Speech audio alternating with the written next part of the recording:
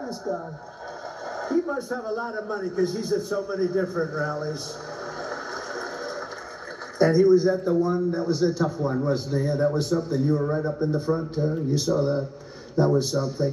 We're going to do a poll, and it's going to be a very nice poll. And right? Who's your favorite candidate? Who would you like? Let's do it. Who would you most like to run against? Because, you know, you could say, who's the best candidate? We're saying, who would you like to? We'll start with Kamala Harris, and then we'll go to crooked Joe Biden, and then we could possibly discuss a few. So who would you like to most run against if you're us, if we want to win? Ready? Kamala Harris, crooked Joe Biden. All right. I don't think we have to go too much further. Well, you have a terrible governor here who did a terrible job. Whitman. I'd like to run against her, actually. I'd like to run against her. Because she's one of the 20 that I mentioned.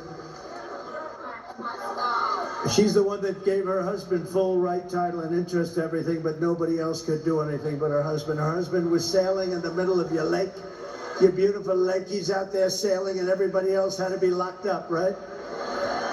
Her husband. No, but things like that are mentioned during a campaign, little things like that. No, she's done a terrible job, but I hope I'd be very happy with her. At this very moment, Democrat Party bosses are frantically trying to overthrow the results of their own party's primaries to dump crooked Joe Biden from the ballot. Couldn't happen to a nicer guy. And as you're seeing, the Democrat Party is not the party of democracy. They're really the enemies of democracy. The parties of corrupt insiders like Whitmer, special interests, and the failed political class. That's what they are. Under our leadership, the Republican Party is now the party of the people. We're the party of hardworking Americans of every race, religion, color, and creed. We've become a very big party. We've become, right, fellas? You know what I'm talking about. I love you guys.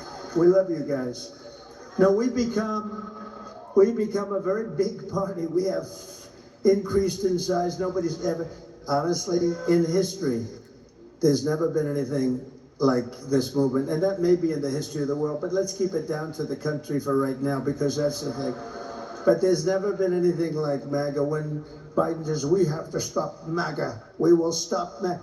I said, he doesn't know what MAGA stands for. It stands for Make America Great Again. How can you be against that?